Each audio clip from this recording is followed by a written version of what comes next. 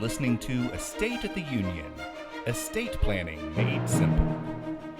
Here's your host, Brad Wiewel, from Texas Trust Law in Austin, Texas. Hi, this is Brad Wiewel with the Estate of the Union, the podcast of Texas Trust Law. And we focus a lot here on the law, and we've been doing a series of talks on law, and we've got another movie review. Yeah.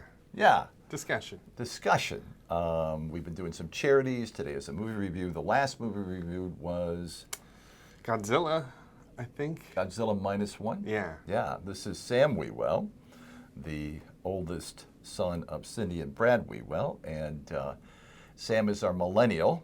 Actually, we have two other millennials, and you're the millennial for today. And we try to do, when Sam and I do a podcast, is kind of look at it from the boomer perspective and the millennial perspective. Yeah. And to boomers, you guys are kind of mysterious anyway. Yeah, you guys have your own mystery too, you know? It's a little crustier, a little dustier, but it's still a mystery. I was told last evening, I was in a grocery store, and I was buying a 12-pack of beer, and I bought Pabst Blue Ribbon beer. Ah. And I saw somebody I know there, and they said, you know, Brad, that's old school. Yeah, it was a hipster beer for a while too. Was it? Yeah, Was it? big time. Yeah. Well, there you go. So, I did buy that. So a little more old school than probably you are at your tender age. Yeah, I'm more of a Shiner guy. Shiner guy. Anyways. There you go. All right. Well, let's get started. So the movie is Civil War. Civil War. Now, when we were going to go to the movie, Cindy, my beautiful wife, didn't want to go, and she didn't go. She didn't want to see another movie about Lee and Grant and Appomattox and all that stuff. She said that. Not interested. Not interested in that. Was this movie about Lee and Grant and Appomattox? Not a lot. Not really. What was it about? So it's about a civil war if it broke out today or in the near future in America. And we did not see this movie together. No, we did not. You saw it, and then I saw it. And turns out I kind of liked the movie a little bit more than you did, if not a lot more than you did. I did not like this movie.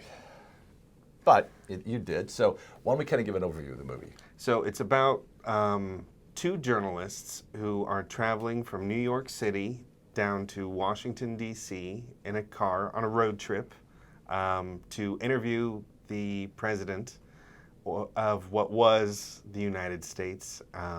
He's in his third term. In his third term, he's shot a couple civilians and doing some bad stuff. And there's a civil war that broke out, and armies are trying to descend on Washington, D.C. and do whatever armies do. So most of the story is seen through the eyes of these journalist characters, which I don't think you cared for that concept. You know, if you don't mind. No, go ahead. I'd love to hear it. So I don't mind the concept of journalists, but these were photojournalists.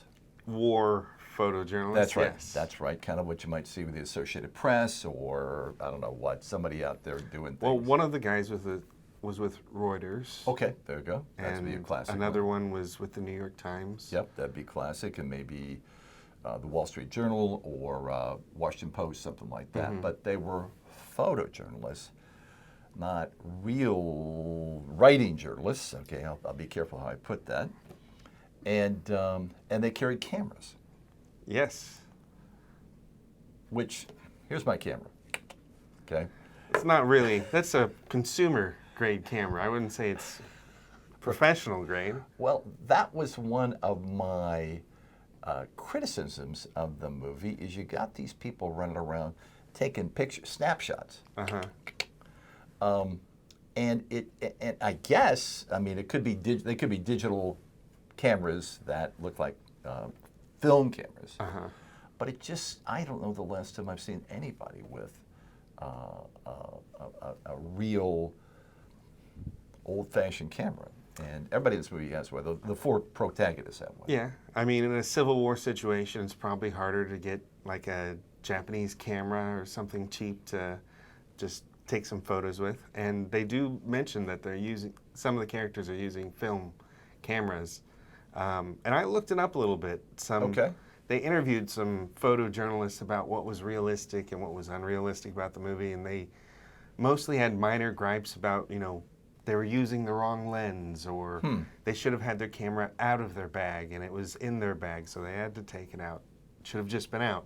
That sort of stuff. Okay. So I think it's fairly realistic, except for some of the action scenes gets way over the top, especially in the third act.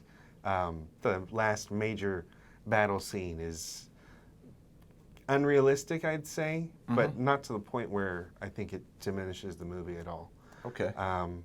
But it is about these journalists who are going to interview the president, and as they're making their way down from New York City, they encounter a lot of really bad stuff, some bad people.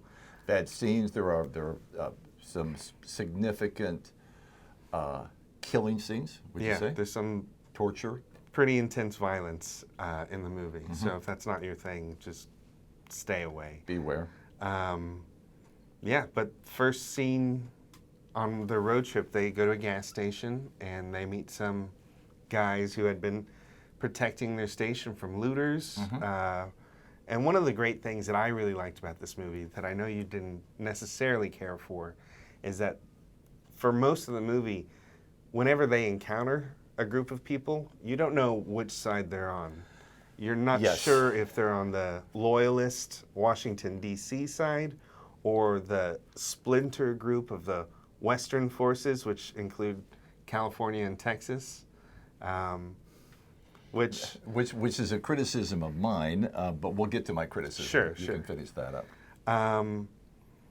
So they go to a gas station and they negotiate $300 for some gas, but not American currency. They want to trade in Canadian currency because it's a lot more stable. Right, because the American currency has plummeted or crashed or whatever, right? So imagine that. You go to a gas station, give them loonies and toonies, I guess. And that was an interesting perspective, I thought. Yeah. And I thought the whole not clarifying which side any person is on thing was really summed up in the scene with the snipers. Okay. At the Christmas festival that had turned into like a battleground, and our characters come across some snipers trying to shoot a guy holed up in a house, and they're asking the snipers, "What side are you on? Which side is he on?" And they say, "I don't know. He's trying to shoot us, so we're trying to shoot him." And it's kind of all it boils down to is just chaos. Yeah, chaos and people getting hurt, and it's not an easy movie to watch. Well, and I'll go off of that Sure. little thing there. I mean, my major criticism of this movie is that you don't know who anybody's for. You know, there are no good guys and no bad guys. The only bad guy is the president, and you see him maybe 3 times.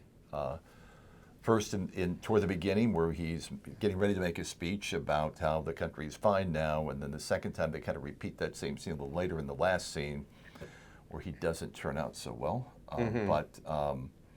But that's it. So you don't know anybody else, and as Sam said,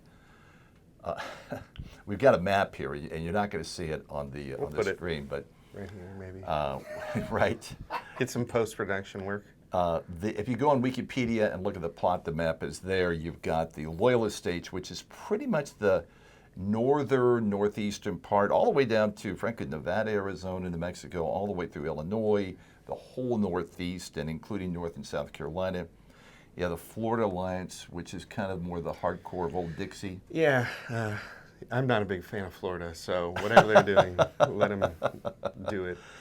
And then you have the New People's Army, which is the Northwest and Montana and Washington State over to Minnesota. And then you have this, of all the things I found the most incredulous, was you have California and Texas are the Western forces, and somehow California and Texas are singing Kumbaya together. They're aligned politically together, and they're going after. Well, they might not be aligned politically. We don't know. They never make it clear. They never make it clear. All But right. they do kind of make it clear that the president is a bit of a fascist. He's in his third term in office, and that he's shot several American citizens, like protesting or it's never really clear. But he's kind of stepped on the Constitution. And if you put politics aside, it kind of makes sense. Our current politics, if you kind of ignore that and focus on, just what values Americans in general kind of care about, Sure. then it makes sense why two states like Texas and California would team up because, both of us on our own, we're the two biggest states in the country. Right. Could probably throw our weight around a little bit if we had to and join forces. Against a fascist or communist regime or something like that. Yeah. Okay. Well, that's okay. So I don't think it's That's interesting. so insanely out of the realm of possibility. Besides the, surface level. Oh, Californians and Texas, so different. I lived in both places. They're really not that different. They're a lot more similar than they are different. Okay. All right. So that's the millennial standpoint, and I don't disagree. I hadn't thought about it that way. That's what I'm here for. But in the movie, it did seem odd. That's all I can tell you, folks. It did seem odd. We got California and Texas, and yeah, let's go. But yeah, I guess they're after a common enemy. We may disagree later. Maybe we'll fight each other, but for now, we're going after the common enemy. Yeah. All right. So the characters, there's four main characters. You got Lee, who is Kirsten Dunst. Tell me about her. Kirsten Dunst.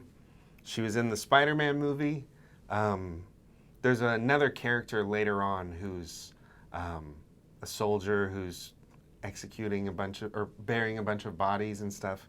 That's actually her husband in real life. Oh, is that right? Yeah. Huh. All right. And I'm not exactly sure who the other three actors are. I know them from some things here and there, but I couldn't think tell you their names. Joel, who plays the guy who plays Joel, may have been in the He played one of the Mexican mafia movies. He was Pablo Escobar in Narcos. There you go. That's a nice family movie too, by the way. It's a good time. Jiminy. Then you have Sammy, who is a older, more feeble character. Hey. No, he's good people. Thank you. And then you have Jessie, who is a young woman who aspires to be a photojournalist. Is that okay? Yeah. Yeah. Who, that character again is a little, it's a pushed character, I thought. And they make the movie around her, but I think it came off to me as a little bit too contrived. Well, she is kind of the youngest female For character. sure. She's got to be like in her teens, maybe. They said she's about 22. Okay. All right. That's about right. But she's really the audience kind of surrogate because she comes in, doesn't really know a whole bunch, and she's kind of used as a tool for explaining different things to the audience. And I didn't mind her. She wasn't. Actually, kind of cute too, actually. So. Wasn't too bad. Made some mistakes. Yeah. She did. Got a couple big mistakes. Yeah. Toward the end, especially, but yeah. I mean, I really enjoyed this movie. I thought the characters were interesting and just the different kind of slices of life that it's kind of different scenes about what would happen in a real civil war and kind of like conflicts and stuff that would be inflicted upon just everyday civilians. Okay. One of the things that I thought it was, and you may think it was going to be about, ladies and gentlemen, is more of a compare and contrast with the more left, call it liberal, call it woke part of our society, and the more conservative, more Republican, more anti-woke, and it's none of that. I really expected to see more contemporary themes of politics, and to its credit, this is the thing that is to its credit, there was no real political ideology in the whole movie.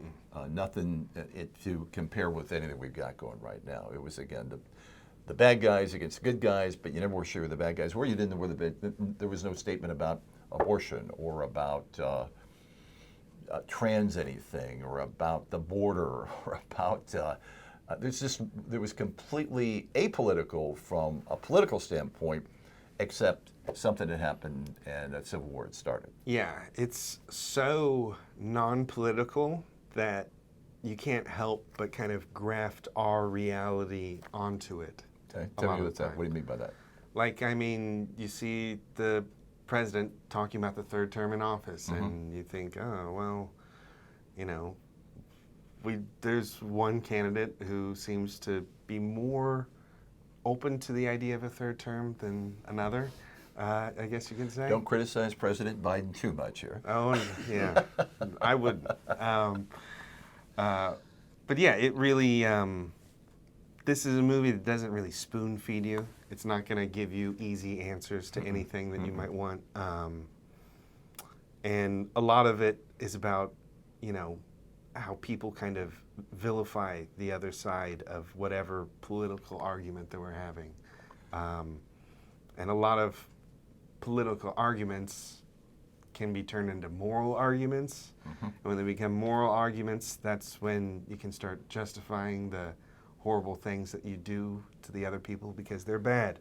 And they did horrible They're things evil. to people. They did horrible things to people. And it's already happened once in this country, like for real, about 150 or so years ago.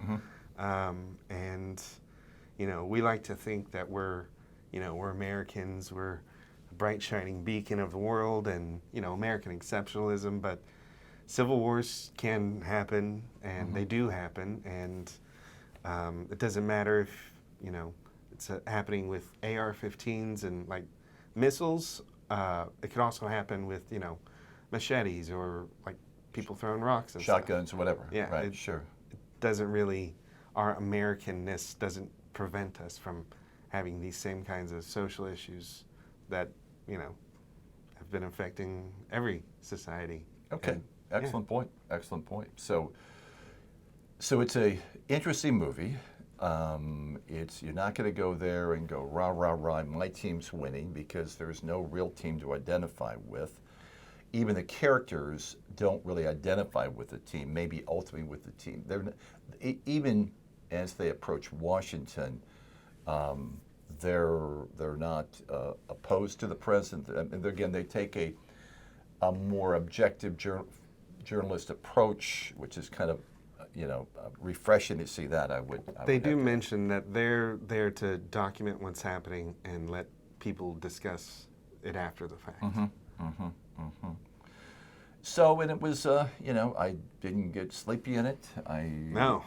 I wouldn't say it's a feel-good movie. You're not going to be skipping out of the theater like with a little pep in your step. I would say that's for sure. You're not going to hum the theme song. No, you won't be shower. singing the Star Spangled Banner on the car ride home. You won't. You won't. But it is a movie that's going to stick with you if you do decide to watch it. I really enjoyed it. It was a beautiful movie to watch. The camera work was great. I loved a lot of the sound editing and musical choices. I thought it was very good. That's you pick on the more subtleties than I do. Yeah. I tend to be just kind of, do I like it or not? That's interesting. Yeah, I thought the sound design was great. Every time you heard a helicopter over the sky, it was, maybe it was just the theater I was in, but they had a whole surround sound thing going. And yeah, some of the music choices I thought were surprising, but very good. Okay. Yeah. Well, I recommend it. I don't. Yeah. There you go. So it's popular. It was the #1 movie in a row, 2 weeks in a row, and it may be this week too, for all I know. Yeah, and it's making money outside of the U.S. too. So that was surprising. I think I read that too. Why is that surprising? I think it's because it is kind of apolitical, and you know, we are a very big cog in the wheel of the world. So if things go down here, it's probably not going to be a great domino effect for everybody else. Right, and I will say, I do get a little tired of these dystopian movies. It seems like every third movie is about the end of the world, and this is going to be it, and we're all screwed, and blah, blah, blah. This fits into that genre, of course. I wouldn't say it's as pessimistic ultimately. It's, I don't think it wants to choose a side of what's going to happen to us and how everything's going to turn out. But yeah, I mean, a lot of the movie's open to interpretation, and if you don't like that sort of thing, I'd say skip it. But I think that's a good point. This movie is open to interpretation, and not open to interpretation left or right. I said that earlier, but I'm going to repeat that. You're not going to, if you're a hardcore Republican or a hardcore Democrat, don't go looking for your flag to be flying. There aren't any flags flying that would identify anybody in this thing. And maybe, again, that's a good thing because it's not going to cause more strife in the country. That was the concern that I kind of had going into this. Is going to stir up stuff more. It doesn't at all from an ideological perspective. I read that the director, a guy named Alex Garland, who's made so many good movies and shows and written so many great books, he said that his main goal with this movie is to get people to start having conversations, and that's exactly what we're doing right here. So that's exactly what we're doing right here. Mission accomplished, Alex. Okay, great. All right, then that concludes our review of the movie Civil War. It's out, and eventually it'll be on Netflix or YouTube or Prime, somewhere. or they'll be around for sure. So watch it if you want to, and now you have our perspectives on this, the millennial perspective and the boomer perspective, and enjoy. We'll be back again with another episode of the State of the Union soon. And Sam, thanks for coming. Yeah, happy to be here. Good to be. All right, thank you very much, folks. Have a good day.